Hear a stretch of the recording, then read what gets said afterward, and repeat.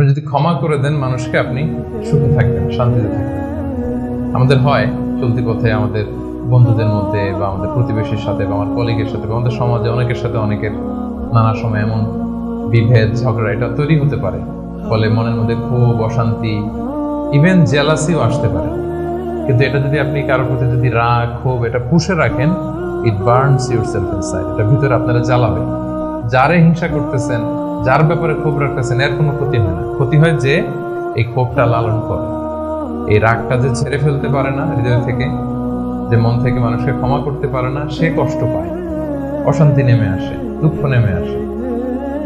আর যে সিম্পলি ক্ষমা করে দেয় সবাইকে, সে মানে সুখী একটা জীবনযাপন করতে পারে।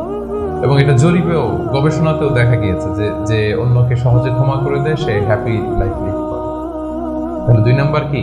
ফরগিভনেস, ক্ষমা করে দেয়া। এটা আমরা রাসূল সাল্লাল্লাহু আলাইহি ওয়াসাল্লামের জীবনীতে যদি দেখি, রাসূল সাল্লাল্লাহু আলাইহি ওয়াসাল্লাম কি পরিমাণে যে ক্ষমা করেছেন, তো আপনারা নিজেরাও জানেন যে কত ঘটনা। ওনার পুরো জীবনীটাই তো ক্ষমা। সবসময় ক্ষমা করে দিতেন, মনে দুঃখ পুষে রাখতেন না কখনো। এবং সাহাবাদেরকে বলতেন তোমরা ক্ষমা করে দাও। এক সাহাবী এসে বললেন, ইয়া রাসূলুল্লাহ, আমার তো অনেক কৃতদাস, ওরা শুধু কাজে ভুল করে, ওদেরও কি একটু পানিশমেন্ট দেওয়া উচিত না? রাসূল সাল্লাল্লাহু আলাইহি ওয়াসাল্লাম বলতেন, না। তো কি করবো? ক্ষমা করে দাও। কয়বার করবো? বলেন দিনে প্রতিদিন কমপক্ষে 70 বার। যতবার তুমি আল্লাহর কাছে ক্ষমা চাইবে ততবার ক্ষমা করবে। যতবার আল্লাহর কাছে ক্ষমা পেতে চাও ততবার ক্ষমা করবে। ফিলোসফিটা বুঝতে পারছেন? আমরা আল্লাহর কাছে ক্ষমা চাই, কিন্তু আমরা একে অপরের ক্ষমা করতে পারি না। আল্লাহ তাআলা বলেন যে তুমি ক্ষমা করো, আমি তোমারে ক্ষমা করে দেব।